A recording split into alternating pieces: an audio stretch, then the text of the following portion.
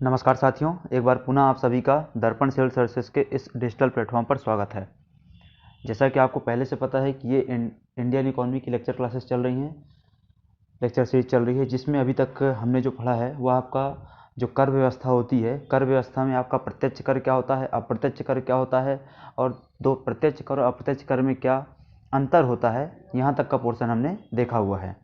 आज जो हम चालू करने वाले हैं आगे, वह है आपका कर सुधार संबंधी समितियां जो हैं उनको देखने वाले हैं। तो चालू करते हैं लेक्चर को सीधे।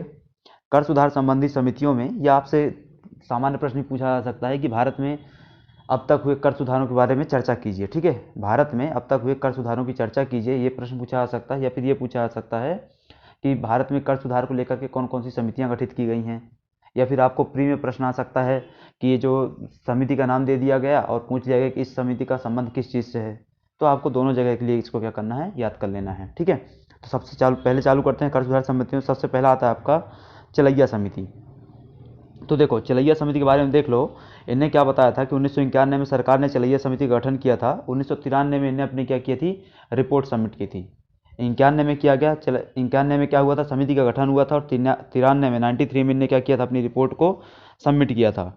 इसमें प्रोफेसर राजा चलैया ने, ठीक है, प्रोफेसर राजा जे चलैया ने क्या सुझाव दिए थे। तो पहला तो क्या कर दो, करों की दर को कम किया जाए और विभिन्न करों के बीच का अंतर भी कम रखा जाए, ताकि क्या हो, कर वंचना और कर परिहार की स्थिति उत्पन्न न हो। एक बहुत अच्छा सुझाव मेरा मानना है कि एक बहुत अच्छा सुझाव था। देखो होता क्या एग्जैक्टली, समस्या कहाँ पे जाती है, खास करके प्रत्यक्ष करों में समस्या देखने को मिलती है कि सरकार क्या करती है कि जो कर की दरें होती हैं उनके बीच में अंतर बहुत ज़्यादा होता है। जैसे कि मान लो, उदाहरण के लिए, सिर्फ अभी हम उदाहरण के लिए बात कर रहे हैं कि आपसे सरकार 5 लाख रुपए तक में क्या है, कोई कर नहीं लेगी। ठीक है, 10 लाख रुपए तक में सरकार आपसे 5% कर लेगी। 10 से लेकर के 20 लाख रुपए तक की अगर आपकी कमाई है तो सरकार आपसे वहाँ पे 15% टैक्स लेगी। और 20 से लेकर के अगर आपकी कमाई 40 लाख या 50 लाख है तो आपसे सरकार 25% टैक्स वसूलेगी। अब यहाँ पे दिक्कत कहाँ गई है, देखो। तो आपका जो 10 से 20 लाख का जो ब्रैकेट होता है ना, बहुत बड़ी रेंज है ये। मतलब आप 10 लाख रुपए की रेंज तैयार कर रहे हैं। 10 लाख रुपए की रेंज में लाखों लाख परिवार आ जाते हैं। ठीक है, ऐसे ही जब आप यहाँ पे 20 तैयार कर रहे हैं, अप टू 40 लाख तक की रेंज तैयार कर रहे हैं, 20 से 40 के बीच की, तो वो भी एक बहुत बड़ा ब्रैकेट हो जाता है। इसमें भी बहुत ज़्यादा लोग आ जाते हैं। तो आपकी जो कर की दरें हैं ना, इन कर की दरों को अधिक से अधिक बढ़ाइए। जैसे हमारे यहाँ पे क्या बोला जाता है, जैसे विपक्ष क्या बोल देता है, खैर उनकी अपनी एक अलग राजनीति है, पर अगर हम उनके मतानुसार बात करें तो उनका कहना है कि भाई जीएसटी की दरें इतनी ज़्यादा क्यों रखी हैं आपने। उनका कहना है कि बाकी देशों की तरह, विकसित राष्ट्रों की तरह भारत में भी जीएसटी की एक ही दर होनी चाहिए। पर ये एक बहुत ही क्या बोलना चाहिए इसको, बचकाना वो है, विरोध है। ठीक है, क्यों? क्योंकि हमारा देश क्या है, एक तरीके से बहुत सारी विविधताओं से भरा हुआ है। अगर हम इसमें इन विविधताओं में अगर अभी अभी के सिर्फ परिप्रेक्ष्य में बात करें तो आर्थिक विविधता बहुत ज़्यादा है हमारे यहाँ पर। कि हमारे यहाँ पे उच्च वर्ग भी है, अपर क्लास एकदम। मिडिल क्लास में भी आपके दो वर्ग हैं, upper middle class, lower middle class. और एक लोअर क्लास भी है, और एक लोअर क्लास के भी नीचे है जिसको डेली का भोजन ही नहीं मिलता है। तो इन सभी के बीच में आपको क्या करना पड़ेगा, बैलेंस बनाना। इसलिए क्या किया गया सरकार द्वारा, बहुत सारे वो रख दिए गए, ब्रैकेट रख दिए गए। भाई 5% भी वसूलेंगे, 12 भी वसूलेंगे, 18 भी वसूलेंगे और 28 भी वसूलेंगे। वैसे ही आपको यहाँ पे किया जाना चाहिए प्रत्यक्ष करों में। आप इतनी ज़्यादा वो रख दीजिए, ब्रैकेट रख दीजिए, किसी को देने में कोई क्या है, दिक्कत ना हो, उसको ऐसा ना लगे। अब जैसे मान लो आपने 10 से 20 लाख वाला वो ब्रैकेट रखा हुआ है, इसमें सभी को कितना देना है, 15% का टैक्स देना है। तो जो 11 लाख कमाएगा उसको भी 15% देना है, जो 20 लाख कमाएगा उसको भी 15% ही देना है। तो ये कहीं ना कहीं न्यायपूर्ण नहीं रह जाता है। तो इसमें क्या करना चाहिए, सुधार करना चाहिए। दूसरा क्या बोलते हैं वो, कि विभिन्न दरों के बीच अंतर कम कर दो, जो हमने बात किया। और क्या है, कर को दर को कम की जाए, वो हमने डिस्कस किया। इससे होगा क्या, कर वंचना रुकेगी। कर वंचना का मतलब क्या होता है, लोग जानबूझ करके क्या करते हैं, टैक्स नहीं भरते हैं, उससे बचने का प्रयास करते हैं। और कर परिहार मतलब टैक्स अवॉइडेंस, वही अगेन सेम चीज़ आ जाती है कि लोग कर की चोरी करना चालू कर देते हैं इन सब वजहों से बचने के लिए। तो इनसे आपको क्या करना पड़ेगा, बचना पड़ेगा। इसके अलावा दोहरा कराधान, डबल टैक्सेशन। अब ये समस्या आज समाप्त हो गई है, पर उस समय 1991-90 में चले जाएंगे आप, जब हमारे देश में आर्थिक सुधार लागू हो रहे थे, तब ये समस्या बहुत ज़्यादा विद्यमान थी। ठीक है, इसके अलावा क्या है, घरेलू और विदेशी कंपनियों पर लगने वाले निगम कर की दरों के बीच अंतर रखा जाता है कि विदेशी पूंजी के प्रवाह को प्रोत्साहित किया जा सके। अब ये क्या होता था उस समय भी, अभी ये समस्या समाप्त हो गई लगभग लगभग, कि भाई जो देसी कंपनी है जो विदेशी कंपनी है उन सभी से बराबर निगम कर लिया जाता था। अब होता क्या था इसमें कि सरकार निगम कर या कॉरपोरेशन टैक्स बहुत ज़्यादा वसूलती है। अब इसमें समस्या कहाँ जाती है कि जो देसी कंपनियां हैं वो जो देश में अपने व्यापार कर रही हैं, पहले से स्थापित है, वो तो निगम कर दे देंगी भले आप कितना ही वसूल रहे हो। पर विदेशी कंपनी जो यहाँ पे व्यापार नहीं करती, वो यहाँ के स्थापित होना चाहती, व्यापार करना चाहती है, अगर आप उससे बहुत ज़्यादा टैक्स वसूलेंगे तो फिर वो आपके यहाँ आएगी ही क्यों। तो अगर आपको उसको अपने यहाँ बुलाना है, उसको अपने यहाँ आकर्षित करना है निवेश के लिए, तो आपको उससे टैक्स कम लेना पड़ेगा। तो इस चीज़ को आपको लागू करना पड़ेगा। तो ये क्या था, चलैया समिति के सुझाव थे। अब आते हैं केलकर समिति के सुझाव। केलकर समिति 2000 में गठित की गई थी। 2002 में उन्होंने अपनी रिपोर्ट समिति की थी। विजय केलकर साहब इसके अध्यक्ष थे। विजय केलकर साहब अभी शायद तक कंफर्म नहीं है, नालंदा यूनिवर्सिटी के क्या है, वीसी हैं, ठीक है। अब इनने क्या क्या सुझाव दिया, तो आयकर दाताओं से जुड़ी सुविधाओं में गुणवत्तात्मक एवं मात्रात्मक दोनों स्तरों पर क्या होना चाहिए, सुधार होना चाहिए। अब इसको चीज़ को समझना है कि गुणवत्तात्मक सुधार क्या है और मात्रात्मक सुधार क्या है। तो देखो, गुणवत्ता की सुधार में मतलब क्या बात की जा रही है कि करदाता को कर पे करते समय, टैक्स पे करते समय किसी भी प्रकार की कोई दिक्कत नहीं होनी चाहिए। समझ गए आप कि भाई जैसे अभी क्या बना दिया गया है, जीएसटी पे करने के लिए एक पोर्टल बना दिया गया, ऑनलाइन पोर्टल, हैसल फ्री है, कहीं किसी के पास जाना नहीं है। अगर आपको थोड़ी सी भी जानकारी है तो घर बैठे आप अपना आईटीआर फाइल कर लीजिए, थोड़ी सी जानकारी नहीं है तो कहीं किसी जीएसटी केंद्र, सुविधा केंद्र में जा करके या उसको क्या कर लीजिए, फाइल कर लीजिए। मतलब काम आपका बड़ी आसानी से हो जाएगा। तो सुविधाओं में क्या होना चाहिए, सुधार होना चाहिए। दूसरा बोलते हैं मात्रात्मक सुधार। मात्रात्मक सुधार क्या है, तो टैक्स रेट क्या होने चाहिए, कम होने चाहिए, या यूँ ना बोलना चाहिए, कम ना बोल करके हमें यूँ बोलना चाहिए कि टैक्स रेट क्या होने चाहिए, न्यायोचित होने चाहिए, और क्या होने चाहिए, दूसरा वैज्ञानिकता पे आधारित होने चाहिए, ठीक है। इसके अलावा क्या बोलते हैं, पैन कार्ड। तो पैन कार्ड क्या करना चाहिए, सबका बनाना चाहिए। पैन कार्ड मतलब देश के सभी नागरिकों के पास पैन कार्ड होना चाहिए। इस व्यवस्था को लागू कर दिया गया है। अगर आपके पास एक पैसे की कमाई नहीं है तो भी हो सकता है आपके पास आपका अपना पैन कार्ड होगा। क्यों? क्योंकि पैन कार्ड को क्या किया गया, सरकार द्वारा अनिवार्य किया गया है। अगर आपको अपना बैंक खाता संचालित करके रखना है तो आपको अपने बैंक खाते के साथ पैन कार्ड अटैच करना पड़ेगा, ठीक है। अगर आप 2.5 लाख से ज़्यादा का ट्रांजैक्शन करते हैं, कैश ट्रांजैक्शन, तो आपको क्या करना पड़ेगा, पैन कार्ड उसमें लगाना पड़ेगा, ठीक है। इसके अलावा क्या है, कर संग्रह को आधुनिक, सरल एवं तार्किक बनाने की सरकार के लिए क्या करना चाहिए, कर सूचना संजाल की व्यवस्था करना चाहिए। अब क्या होता है, देखो आज की तारीख में आपको पता है कि दुनिया क्या हो रही है, आईटी पे आधारित हो रही है, आरटीसी बेस्ड होती जा रही है, डिजिटल होती जा रही है। हर चीज़ों का क्या हो रहा है, डिजिटलाइजेशन हो रहा है, डेटा का पूरा क्या हो रहा है, डिजिटलाइजेशन हो रहा है। तो उसके लिए भी आपको फिर क्या करना पड़ेगा, अगर आपको कर व्यवस्था को आपको सुदृढ़ीकृत करना है, कर व्यवस्था को सरल बनाना है, सुविधाजनक बनाना है, ग्राहकोन्मुख बनाना है, गुणवत्तात्मक सुधार करने हैं, तो फिर आपको क्या करना पड़ेगा, कर सूचना संचाल को फैलाना पड़ेगा अपने, ठीक है। इसके अलावा क्या है, केंद्रीय प्रत्यक्ष कर बोर्ड को पर्याप्त प्रशासनिक एवं वित्तीय शक्तियां प्रदान की जानी चाहिए। अब हमारे यहाँ पे जो कर व्यवस्था का पूरा मैनेजमेंट देखता है वो कौन देखता है, आपका सीबीडीटी देखता है, ठीक है। कौन देखता है, सीबीडीटी उसका मैनेजमेंट देखता है, और सीबीडीटी के अधिकारों में वृद्धि की जानी चाहिए। इसके अलावा क्या है, न्यूनतम वैकल्पिक कर को समाप्त किया जाना चाहिए। अब आता है कि न्यूनतम वैकल्पिक कर क्या है, जब आप कंपनी स्थापित करते हैं तो कंपनियों को टैक्स में क्या दी जाती है, छूट जाती है, पर उसके बावजूद भी उनकी आय पे एक छोटा सा अमाउंट क्या किया जाता है, टैक्स के रूप में वसूला जाता है, जिसको क्या बोलते हैं, आपका मिनिमम अल्टरनेटिव टैक्स बोला जाता है। उतना तो आपसे लिया ही जाएगा, ठीक है। तो ये सभी सुझाव क्या थे। अब ये जो जैसे इनने सुझाव दिया था मैट का, तो मैट को अभी क्या है, बहुत ही कम कर दिया गया है, ठीक है। तो ये सभी सुझाव क्या थे आपके, केलकर समिति थे। केलकर समिति का जो एक और सुझाव दिया गया वो कौन सा था आपका, कि जीएसटी के रूप में एक नई अप्रत्यक्ष कर व्यवस्था को लागू किया जाए, जिसको सरकार ने फाइनली लागू कर दिया है, ठीक है। तो ये हो गया। अब यहाँ पे आते हैं आपके कुछ शब्दावलियाँ। अब देखते हैं कि ये शब्दावलियाँ क्या होती हैं। तो देखो, सबसे पहले यहाँ पे दिया हुआ कर क्या होता है। तो कर क्या होता है, तो इसको हम पहले भी समझ चुके हैं कि भाई ये एक ऐसा अनिवार्य अंशदान है जो क्या है, उपभोक्ता द्वारा या देश के नागरिकों द्वारा सरकार को दिया जाता है। सरकार उसमें क्या करती है, उससे लोक कल्याण करती है, पर लोक कल्याण करना कोई अनिवार्य नहीं है, पर वो करेगी, है ना। इस चीज़ को हम समझ चुके हैं। नागरिकों को विभिन्न प्रकार की सुविधाएं प्रदान करने के बदले सरकार द्वारा नागरिकों को क्या दिया जाता है, शुल्क लिया जाता है उसको क्या कहते हैं, कर कहते हैं। अब एक कर के अब आता है कि ड्यूटी क्या होती है, ड्यूटी या शुल्क जिसको बोलते हैं ना। तो अप्रत्यक्ष रूप से लाभान्वित होने के कारण उन पर कोई कर लिया जाता है तो उस शुल्क को उसे क्या कहते हैं, ड्यूटी कहा जाता है। जैसे क्या होता है आपका उत्पाद शुल्क या सीमा शुल्क, ठीक है। तो अगर आप अप्रत्यक्ष रूप से कहीं कोई लाभ प्राप्त कर रहे हैं तो अभी आपसे क्या लिया जाएगा, एक शुल्क लिया जाएगा। अब देखो कर और शुल्क में अंतर क्या होता है, कर और शुल्क में अंतर क्या होता है। तो कर में आप जो भी कर भी आप किसके लिए किसके बदले दे रहे हैं, सेवा सुविधा के बदले, वस्तु के बदले दे रहे हैं। शुल्क भी आप किसी वस्तु या सेवा के बदले दे रहे हैं। अंतर कहाँ आता है कि कर के बदले आपको कुछ मिलेगा, इस चीज़ की गारंटी नहीं दी जाती है, जबकि शुल्क के बदले आपको कुछ मिलेगा, इस बात की पूरी गारंटी होती है। ठीक है। जैसे आप कोई भी शुल्क कहीं प्रदान करते हैं किसी प्रतिष्ठान में तो आपको उसके बदले वस्तु या सेवा प्राप्त होती है।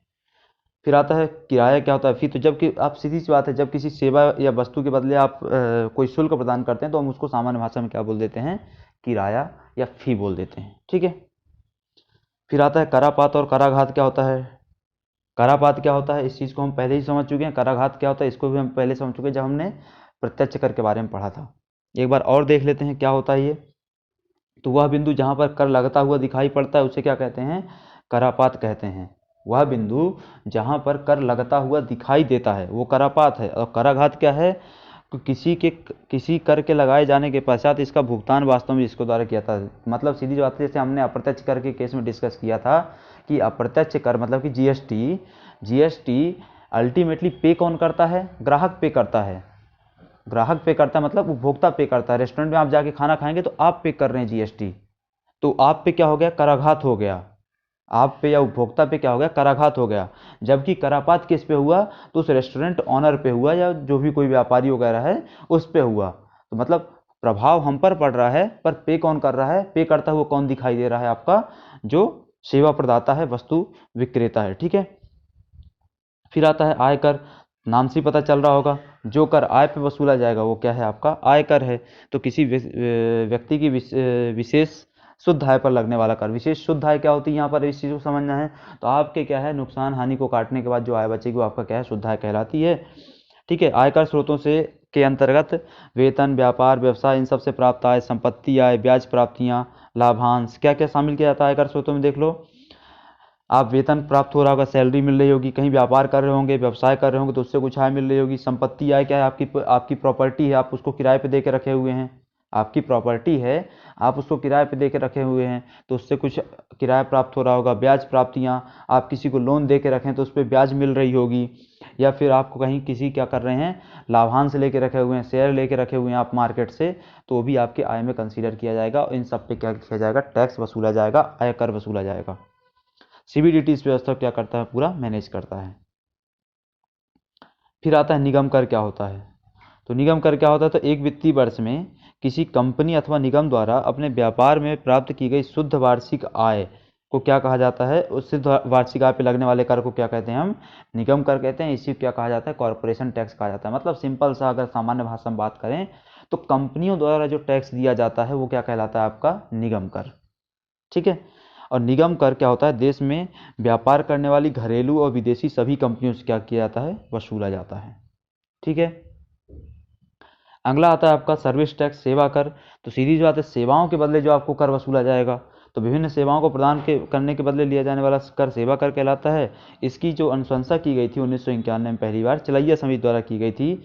इसको 1994 से प्रारंभ किया गया था। और ये जो सेवा कर है इसको 1 जुलाई 2017 से जीएसटी व्यवस्था के तहत क्या कर दिया गया, समाहित कर दिया गया है। ठीक है।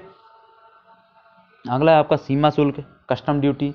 ये क्या होता है, नाम से ही पता चल रहा होगा, आपका सीमाओं पे जो कर लगेगा। ठीक है। तो क्या होता है, सीमा शुल्क एक अप्रत्यक्ष कर है जो कि जीएसटी में समाहित कर दिया गया है।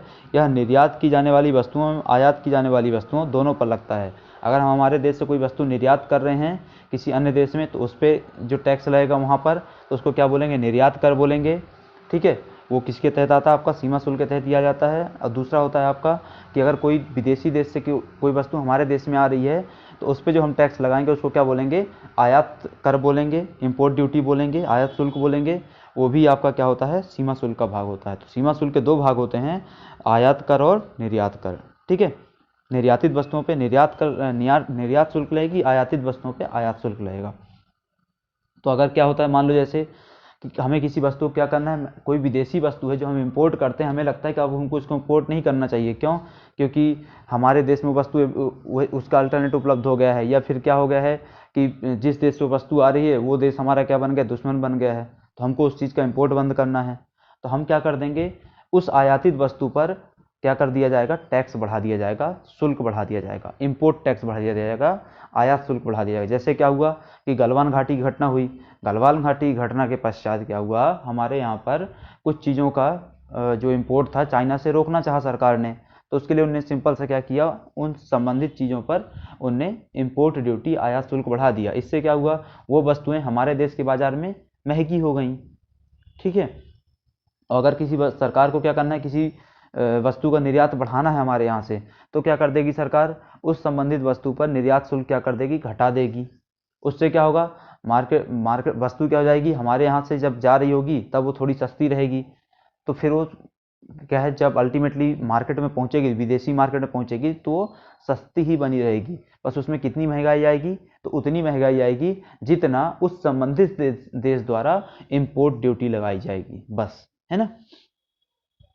अब आता है कि वैट क्या होता है। तो वैट सिंपल सा कुछ नहीं, सिंपल सा कॉन्सेप्ट होता है इसका, वैल्यू एडेड। नाम से क्या पता चल रहा है, मूल्य वर्धित या वैल्यू एडेड। अब होता क्या था, प्रोडक्शन से लेकर के कंजम्पशन तक की स्टेज में, हर स्टेज में क्या किया जाता था, वस्तु या सेवा पर क्या किया जाता था, टैक्स लगाया जाता था, जो कि टैक्स क्या होता रहता था, एड ऑन होता रहता था। वैल्यू एडेड, एडेड मतलब क्या होता है, उसमें जुड़ता जाता था। ठीक है, जैसे क्या हुआ, इसका इतिहास क्या था कि असीम दास गुप्ता समिति की अनुशंसा पर इसको भारत में लागू किया गया था। फ्री के लिए आपको अच्छे से याद रखना है कि वैट किसकी अनुशंसा पर लगा था, असीम दास गुप्ता की समिति की अनुशंसा पर। इसमें क्या होता है, तो कोई भी वस्तु उत्पादन से लेकर के उपभोग तक पहुंचने के क्रम में कई चरणों से गुजरती है।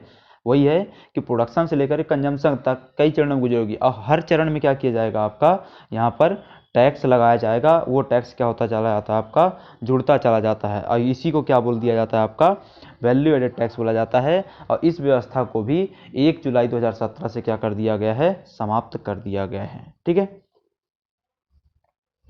अब आता है उपकर क्या होता है। तो यहाँ पे दो शब्द अपने को याद रखना है, एक उपकर याद रखना है, दूसरा क्या याद रखना है, सरचार्ज याद रखना है, जिसको क्या बोलते हैं, अधिभार भी बोलते हैं। ठीक है, तो उपकर में क्या होता है, तो कर के आधार पर लगाया जाने वाला कर क्या कहलाता है, उपकर कहलाता है। उपकर और सरचार्ज पहले दोनों पढ़ लेते हैं, फिर इनको हम एग्जाम्पल समझा देंगे आपको। ठीक है, तो सबसे पहले समझिए उपकर और आधार में क्या है। उपकर क्या है, कर के आधार पर लगने वाला कर क्या कहलाता है, उपकर कहलाता है। या किसी विशेष उद्देश्य से प्रत्यक्ष और अप्रत्यक्ष दोनों प्रकार करों पर लगाया जाता है। कोई एक स्पेसिफिक उद्देश्य होगा, सिर्फ उसी उद्देश्य से उपकर लगाया जाएगा, और उसमें जो कर प्राप्त होगा, जो राजस्व प्राप्त होगा, उसका प्रयोग भी सिर्फ उसी पर्टिकुलर उद्देश्य में किया जाएगा, विशेष उद्देश्य में। और ये प्रत्यक्ष और अप्रत्यक्ष दोनों करों के आधारों पर लगाया जाता है। ठीक है, इसका उद्देश्य क्या होता है, राजस्व बढ़ाना, आय बढ़ाना।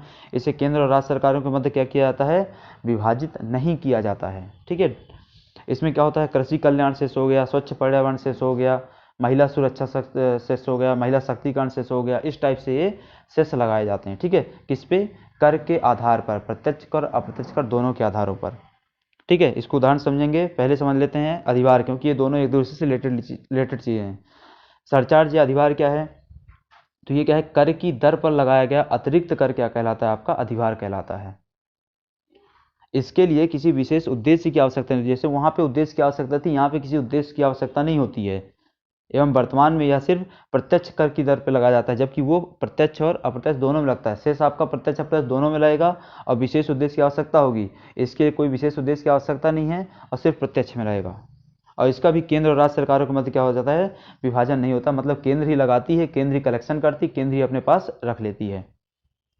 अब आता है कि इसको उदाहरण में हम कैसे देख लें। देखो, अब यहाँ पे क्या होता है, जैसे मान लो उदाहरण के लिए हम बात कर रहे हैं कि आपकी क्या थी, आपसे क्या किया जा रहा था, एक तरीके से देखा जाए, आपकी आय कितनी थी, 100 रुपये थी। ठीक है, आपकी आय 100 रुपये थी, प्रत्यक्ष कर के अगर परिप्रेक्ष्य में बात कर रहे हैं हम। ठीक है, तो आपकी 100 रुपये की आय पे सरकार द्वारा क्या किया जा रहा था, 10% का टैक्स वसूला जा रहा था।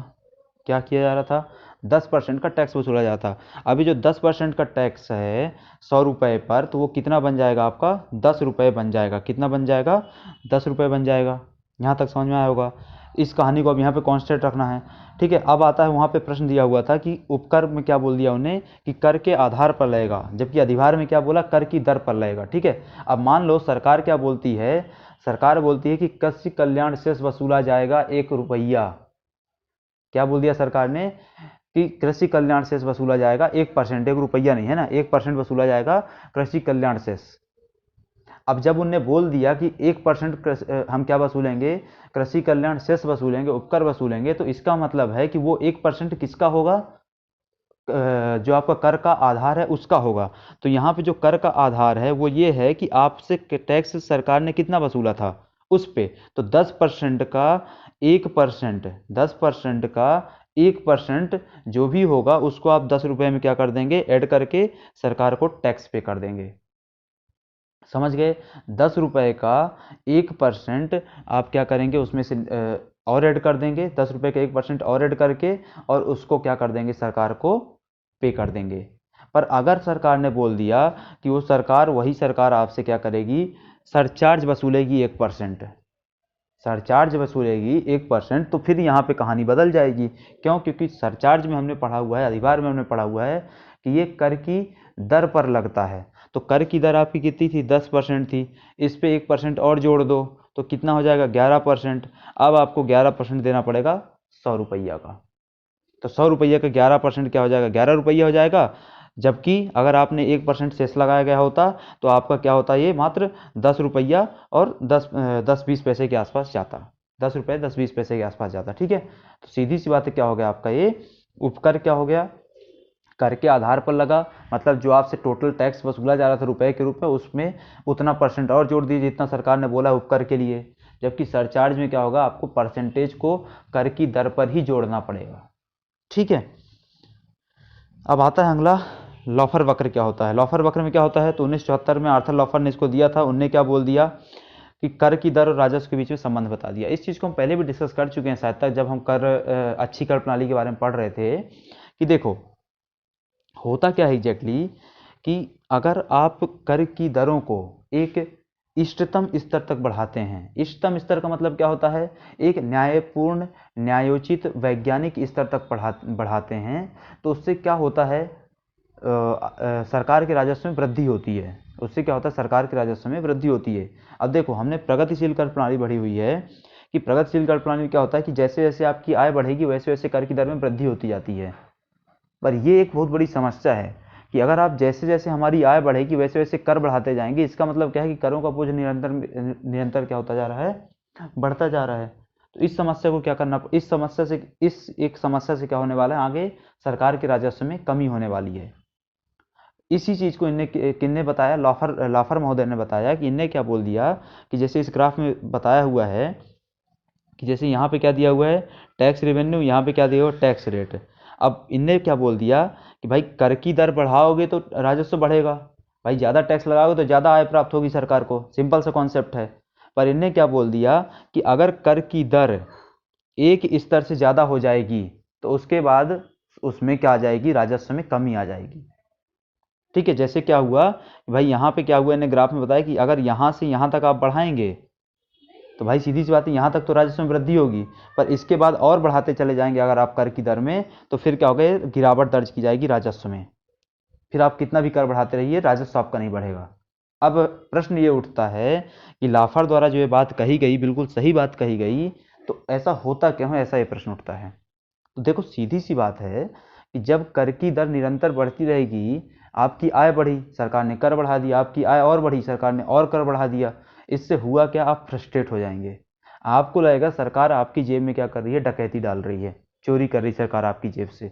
तो फिर क्या करेंगे आप, इस चोरी से बचने का प्रयास करेंगे, और इस चोरी से बचने के लिए क्या होगा, आप कर की चोरी चालू कर देंगे, कर वंचना चालू कर देंगे, टैक्स अवॉइडेंस चालू कर देंगे आप।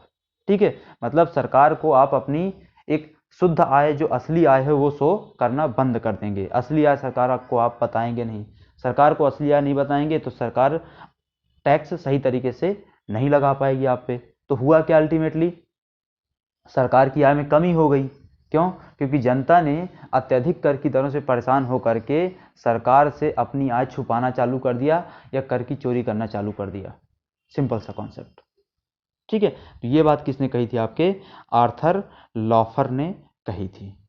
ठीक है, तो ये पूरा क्या था आपका आज का लेक्चर था, जिसमें हमने क्या देखा आपका इसमें जो आज हमारा मुख्य बिंदु था वो क्या था आपका सुधार वाला पॉइंट, कि कर व्यवस्था में क्या सुधार किए गए। इसके अलावा हमने बहुत सारी यहाँ पे डेफिनेशंस देखी हैं, उनको भी आपको अच्छे से याद रखना है।